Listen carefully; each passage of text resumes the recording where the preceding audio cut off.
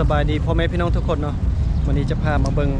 ตลาดมืดหรือว่าจะเอื่นว่าตลาดกลางคืนเนาะอยู่จุดใจกลางนครหลวงเวียงจันทน์ซึ่งว่าอยู่ตลาดมืดอยู่เวียงจันทน์นี่ก็จะมีหลายโซนเนาะมีโซนร้านอาหารแล้วก็มีโซนขายเสื้อผ้าแล้วก็มีโซนขายเป็นประเภทของกินหลายอย่างเนาะ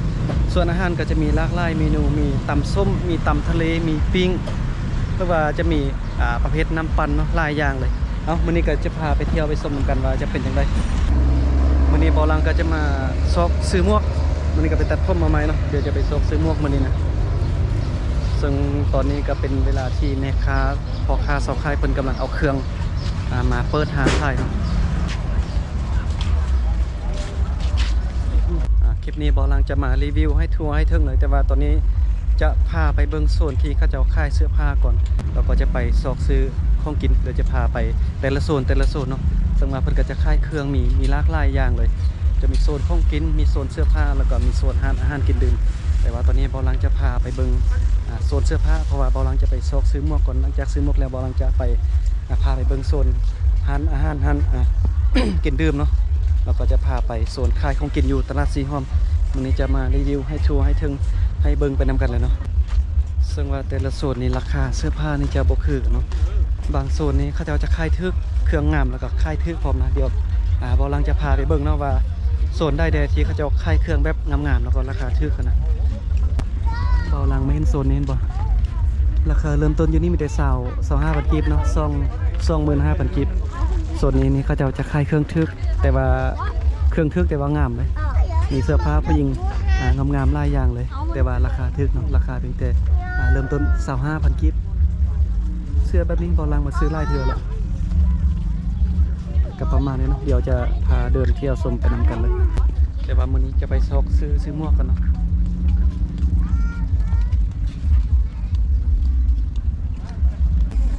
โซนนี้ก็จะมีเครื่องมือถือเนาะเป็นเคสมือถือมีไมค์เซลฟี่หลายอย่างเลยอยู่ตลาดมือเนี่ยก็เห็นมีอินฟูหลายคนแล้วก็มียูทูบเบอร์นะหลายคนหลายทานมาเที่ยวเล่นเขาเจ้าก็จะมารีวิวก็คือกับบ่าวลังนี่แหละเพราะว่าตลาดมืดก็อยู่จุดใจกลางของนครหลวงเวียงจันทน์แล้วก็จะมีนักท่องเที่ยวมี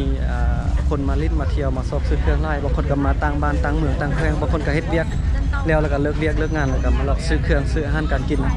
พาหมู่พาครูมาเที่ยวโซนนี้บ่าวลังจะพามาเบิ่งเนาะจะขายเกิบนะขายเกิบแบบราคาทึกเกิบงามแต่ว่าราคาทึกนะบ่าวลังมาแต่ละเทื่อเห็นคนมามุมซื้อเครื่องนี่ตลอดนะมามีลูกค้าหลายนะฮะนี่นะเป็นเวลาตอน7 โมง 8 โมงนี่จะมีคนมาซอกซื้อเครื่องหลายอยู่บนนี้นะมีลูกค้าหลายเป็นพิเศษเพราะว่าเขาจะขายทึก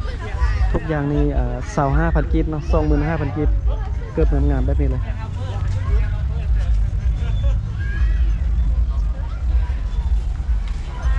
โซนนี้จะมีเครื่องที่ทึกที่สุดเลยบางห้างก็ขายทุกอย่างเพียงแต่20,000กีบเนาะ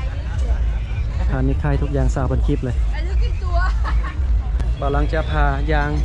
เดินไปจนสุดห้างที่พ่อค้าสาวขายเป็นมาขายเครื่องอยู่นี่เลย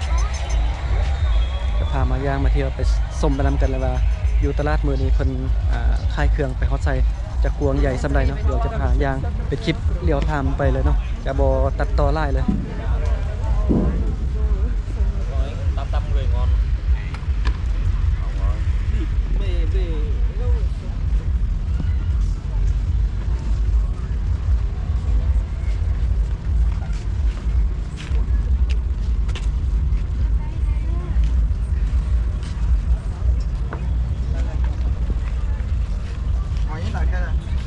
บรรยากาศอยู่แคมป์คลอง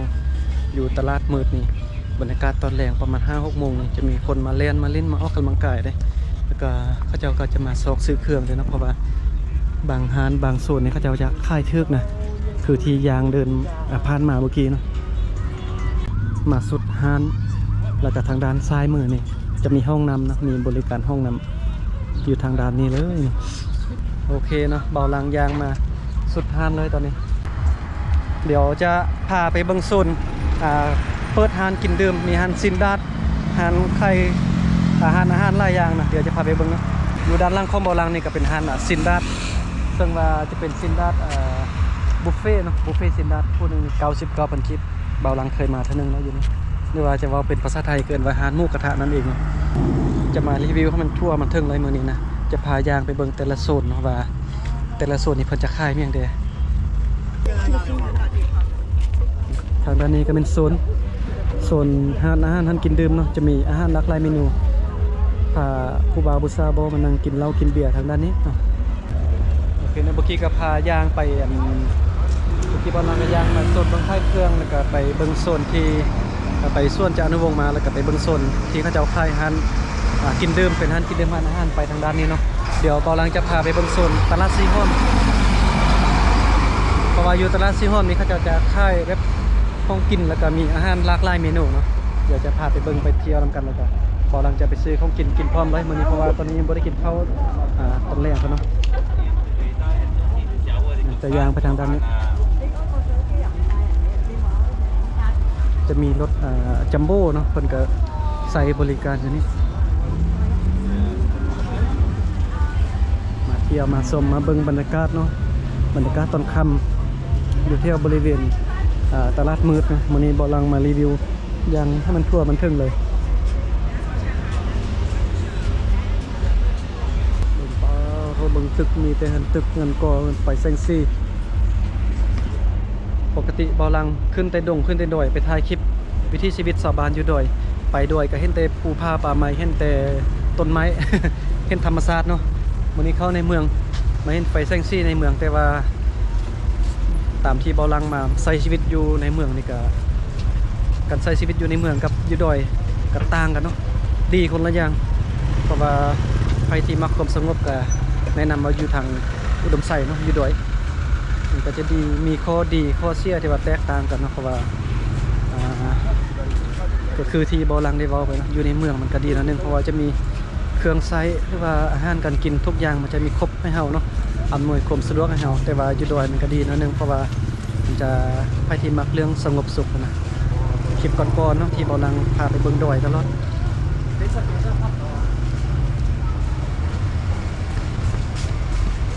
กับตอนมาครั้งแรกก็ยังแบบตื่นๆไหมเพราะว่าปกติก็เป็นเรื่องธรรมดาแบบคนอยู่เขตบ้านนอกเนาะบ้านนอกพอกนาเป็นเมืองน้อยมาเข้าเมืองใหญ่การใช้ชีวิตอาจจะบ่ลืมเคยปานใดนะครับคือตัวอย่างบ่หลังเบิ่งตอนนี้เนาะผ่านมาเห็นแต่ภูเขาตอนนี้มาเห็นเงินตึกเงินก่อแบบนี้ก็อาจจะบ่ลืมบ่เคยเลย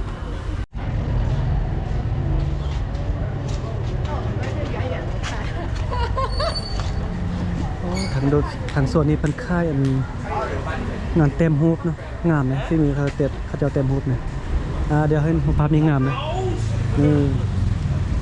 อันนี้นะเบาลังเห็นแบบนี้คือกับตอนที่เบาลังขึ้นไปดอยเลยที่เห็นตู้เทียนไอเทียนตู้แบบนี้นะดูกับทุกทอดนะบอกคนเต็มนี่งามเลยงานที่มือของคนเต็ม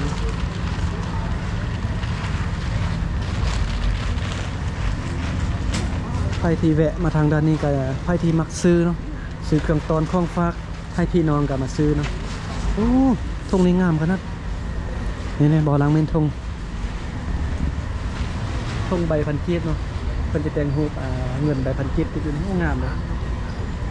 เป็นไพ่ที่มาก็อย่าลืมบอลแวะซื้อเนาะซื้อเป็นเครื่องตอนข้องฟากไปให้พี่ให้น้องอยู่บ้านนะเป็นเครื่องที่ระลึกเนาะงามเลยเป็นคลายเครื่องอยู่นี่นะมีข้องที่ระลึกแถวนี้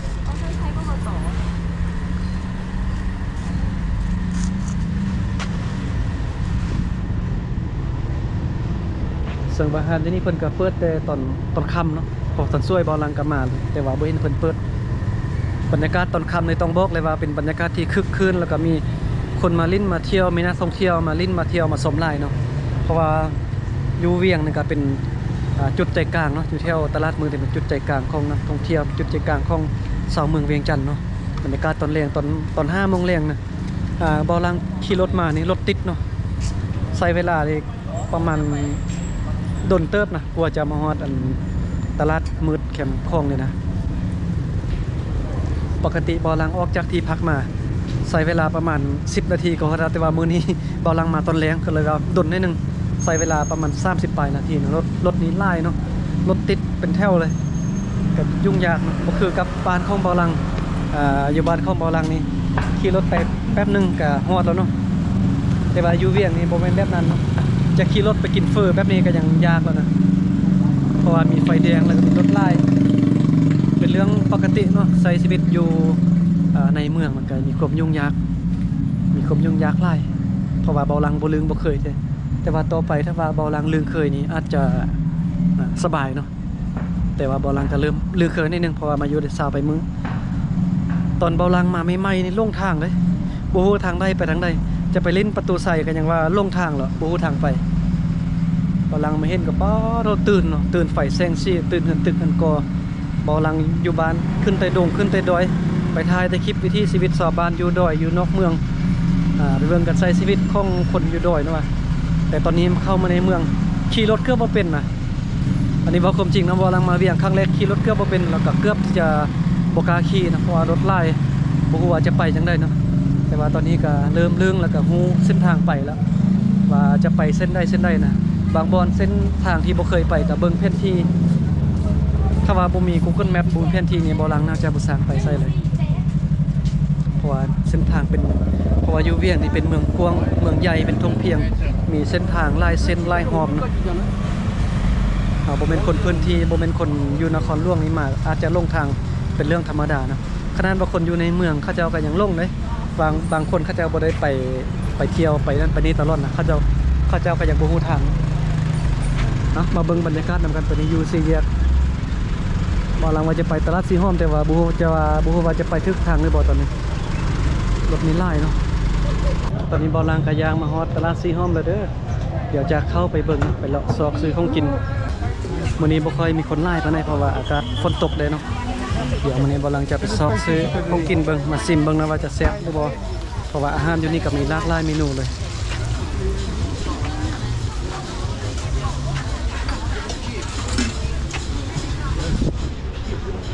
ตอนนี้ก็มีปิ้งเป็นปิ้งจีนปิ้งเซซ่วนกับวางไปเนาะ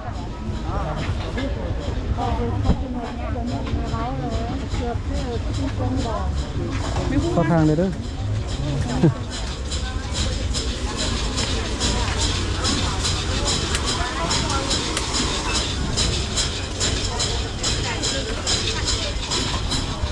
เดี๋ยวบอลังจะไปห้านเก่าที่บอลังซื้อตอนนั้นเนาะแต่ว่าบอลังบ่ชื่อหอมแล้วว่าอยู่หอมได้เพราะว่าเคยมาคลิปก่อนนะมากับเบาลิตนะโอ้ยห้านเก่าห้านน้ำส้มที่เคยมาซื้อคลิปก่อนเนาะ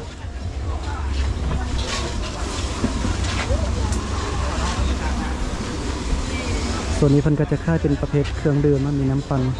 แล้วก็มีขนมหลากหลายเมนูเลยเบิ่งอาหารแบบใดก็เป็นตาหน้าแซ่บหมดเลยเนาะ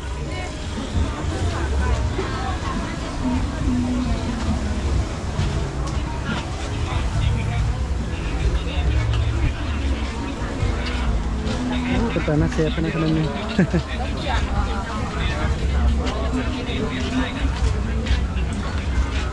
อ๋อหานี่จือแล้วมีประเภทปิ้งเอาไปอัวเนาะนี่มาเห็นแล้วกล่องก็ได้แม่นี่นะ35,000มันเขาลื่นค่อยแล้วบ่ยังจื้อค่อยบ่จื้อหรือบ่จื้อบ่จื้อมาเท่าบ่จื้อบ่ลังสว่าคลิปก่อนบ่ลังก็เคยมาแล้วก็มาซื้อซวยจื้อบ่ตอนค่อยลื่นน้ำส้มนี่นะแม่เอาคันจื้อเลยซื้อซวยกันบ่จื้อบ่ซื้ออยู่ว่าเห็นเพิ่นเอามา35ลุงให้你也不给我你。ก็ลืมไว้ใช่ไหมมีคนไล่เนาะ没有办法了，我仍然等于2个月，我家人来那么高级，再等2个月，老是等不了。就说กับหนึ่ง再次的位置，หน้ามาซื้อซวยค่อยล่มหอมยางเลาะซอกหันถ่ายรูปบ่ต้อง จื้อแต่เที่ยวสุดท้ายเนาะแม่นถ่ายสุดโลดคนเดียวที่มากินข้าวนะซอกซื้อ35เนาะแม่น那你早上给我。那你们有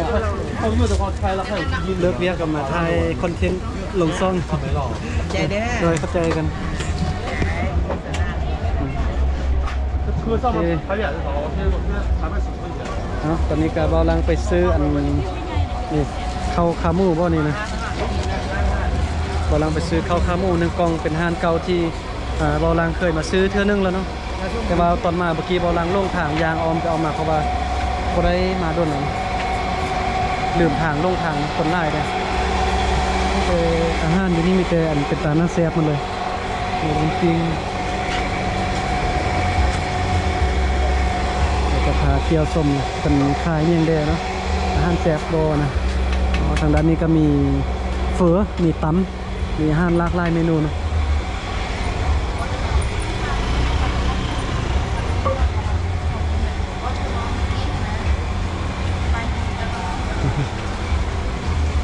โอเคเนาะเดี๋ยวจะพามาโซนนี้บ้าง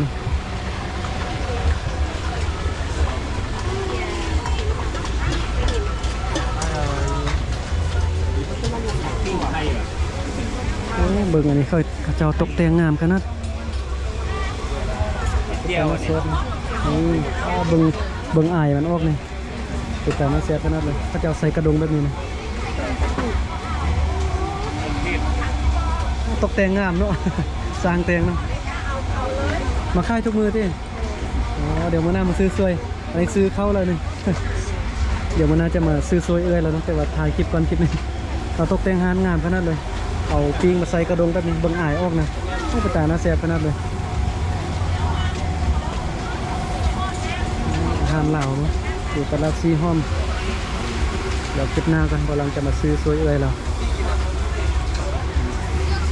นี่จะเป็นเครื่องทะเลเนาะบอลังเห็นกุ้งแล้วก็อยากกินเพราะว่าเป็นคนที่มักกินตำกุ้งสด มักกินประเภทตำเนาะตำทะเลนี่แห้งมากเลยใครที่อยากกินแบบอาหารแซ่บๆนะบอลังแนะนำมาเลยตลาดซีห้อมเนาะเบิ่งไปตลาดแซ่บทางกุ้งประเทศนะตกแต่งงามขนาดเลยอันนี้มันกุ้งแซ่น้ำปลาบ่นี่นะไปตลาดแซ่บเนาะเดี๋ยวมื้อหน้าจะมาซื้อซวยนี่มาซื้อของกินเอาหนึ่ง จะมาเลาะซื้อแต่ละร้านไปหมดแหละนี่ก็จืนแมงไม้เนาะกระตุกปีงกับอยู่นี่เนาะจะประมาณนี้เดี๋ยวจะกลับกันเพราะว่ามื้อนี้ก็ได้ของกินแล้วเนาะเดี๋ยวคลิปต่อไปบอลังก็จะมาตลอดเดี๋ยวจะเลาะไปซื้อไปซิมทุกร้านเลยเนาะให้มันครบอยู่ตลาดซีห้อมเลยมาเบิ่งว่าแต่ละร้านนี้อาหารเพิ่นจะมีรสชาติแตกต่างกันจะมีร้านได้ที่ว่าแซ่บกว่ากันเนาะห้างทีทีพิซซ่าเวียดนามพ่นไฟเดี๋ยวจะอยู่ตลาดซีหอมเจ้าห้างเขาจะอยู่ข้างหน้าเลยตรงกันข้ามกับโรงแรมดาวสวรรค์เจ้าโอเคนะเมื่อกี้ก็พาไปเบิ่งอันตลาดซีห้อมมาแต่ว่าไปเห็นร้านนึงป้าโทนมีอินฟูคนมาถ่ายคลิปมาถ่ายคอนเทนต์เราไล่เนาะมีลูกค้าซื้อเครื่องไล่อีกปกติร้านอื่นนี่บ่เห็นลูกค้าไล่แต่ว่าร้านนั้นมีร้านเดียวมีคนมาซื้อเครื่องแล้วก็มีคนมาถ่ายคลิปมาถ่ายคอนเทนต์เราไล่ขนาดเพราะว่าก็คือที่ได้เห็นเมื่อกี้ผู้สาวแม่ค้างามเนาะเพราะว่าเพิ่นจะเน้นเรื่องใส่นม วายอกเนาะเมื่อกี้ก็พาไปเบิ่งมาเพราะว่าจะมีอาหารการกินไปเบิ่งผู้สาวเนาะหลายคนที่ไปตลาดซีห้อมนี่บ่ลังคิดว่าน่าจะบ่อยากไปซื้อของกินคิดว่าน่าจะอยากไปเบิ่งแม่ค้าเนาะเพราะว่าแม่ค้าขายเครื่องอยู่ตลาดซีห้อมนี่บ่ลังสังเกตเบิ่งมีแต่คนงามๆผู้สาวน่ะมีนี่ผู้งามผู้ข้าวผู้น่าฮักมันเนาะเมื่อกี้บ่ลังก็ไปยืนเบิ่งป้าโดงามเห็นอินฟูคนดังเห็นยูทูบเบอร์หลายคนเนาะมาถ่ายคลิปมาถ่ายคอนเทนต์เราเขาเจ้าก็ซื้อขนมซอยเราเนาะเมื่อกี้นะโอ้สุดยอดเลยเมื่อกี้คุ้มค่าที่บ่ลังได้ไปเดินเที่ยวเมื่อกี้ได้กินอาหารแซ่บๆแล้วก็ได้ไปเบิ่งอาหารตา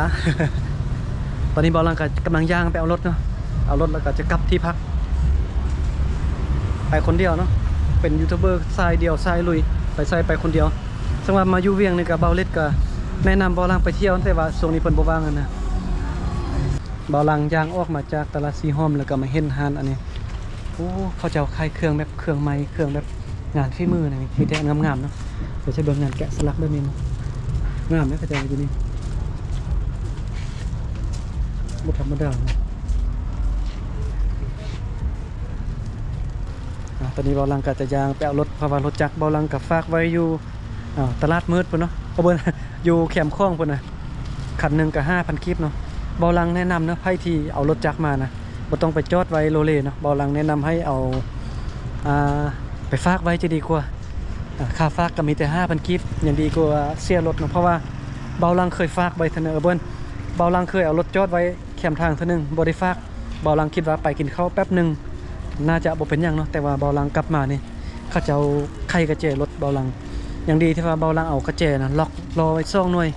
เขาจะเอาไขได้หน่วยหนึงอย่างหน่วยหนึงที่ไขบ่ได้ถ้าว่าเบาลังบ่ล็อกบ่กระเจมาล็อกรอบ่กระเจมาล็อกรอรถนี่ตอนนี้นะเบาลังน่าจะได้รถใหม่ละอันนี้ก็เป็นอยากจะมาเตือนประสบการณ์เนาะแนะนำใครที่เอารถมาก็เอาไปฝากไว้จะดีกว่าไปจอดไว้บนอื่นถ้าว่ามันเสียมามันจะบ่คุ้มค่าเนาะอันนึงเอาเสียเงินเพียงแต่ 5,000 กีบนะอันนึงเอาเสียรถเป็นคันก็มันบ่คุ้มค่าเนาะเบาลังแนะนำให้เอารถไปฝากไว้จะดีกว่า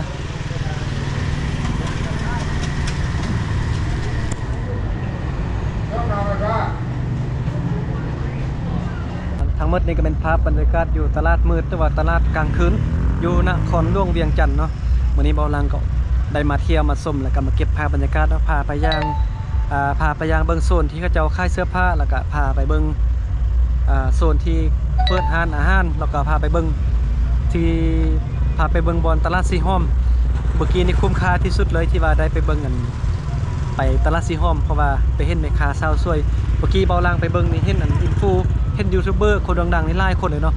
มาหุ้มทายเรามาทายคอนเทนต์มาทายรายการเราหลายเบาลังก็สังเกตเบิ่งแต่ละห้านนี่บ่มีคนเนาะไปรีวิวไปซื้อสวยแต่ว่าห้านนั้นนี่จะมีลูกค้าหลายพิเศษแล้วกันมีอินฟูมียูทูบเบอร์คนดังๆนะจับกล้องในหลายหน่วยนี่ออมห้านนั้นเลยมีแต่ห้านเดียวเนาะมีคนแบบไปรีวิวหลายนะเมื่อกี้เบาลังก็ลองไปเบิ่งโอ้เ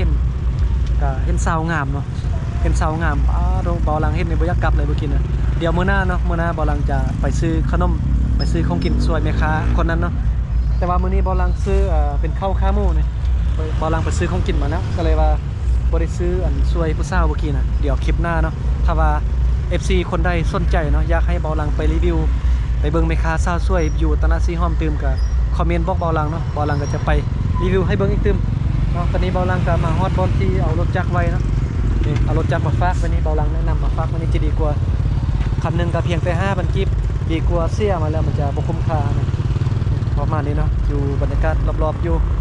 ตลาดแคมคลองหรือว่าตลาดมืดตลาดกลางคืนอยู่เวียงจันทน์เป็นบอนที่มีนักท่องเที่ยวมาเล่นมาเที่ยวไล่แล้วก็มีชาวเมืองนครหลวงจันทน์มาค่ายเครื่องพ่อค้าสาวค่ายมาค่ายเครื่องอาหารหลากหลายเมนูแล้วก็เครื่องใช้หลายอย่างเป็นเสื้อผ้ามีของกินแต่ละโซนก็จะมีเครื่องที่เพิ่นค่ายที่ว่าแตกต่างกันไปเนาะเป็นจุดส่วนรวมโอเคเนาะมาเฮานี่ก็ขอบใจพ่อแม่พี่น้องที่มาเบิ่งมาชมคลิปของเบาลังตั้งแต่ต้นจนจบคลิปจนมาฮอดเดียวนี้เนาะใครที่เบิ่งคลิปของเบาลังน่ะตั้งแต่ต้นจนจบคลิปที่ว่าบ่เลื่อนผ่านน่ะคอมเมนต์บอกเบาลังได้เด้อถ้าว่ามีคนเบิ่งแต่ต้นจนจบคลิปเบาลังก็จะมีกำลังใจเนาะไปเก็บภาพไปถ่ายคลิปไปถ่ายรายการไปถ่ายคอนเทนต์ไปรีวิวสถานที่ต่างๆเนาะมาให้พ่อแม่พี่น้องที่ติดตามเบาลังได้เบิ่งได้ชมไปนำกันส่วนคลิปนี้เบาลังขออนุญาตจบคลิปเพียงเท่านี้แล้วเจอกันใหม่คลิปต่อไปเด้อพ่อแม่พี่น้อง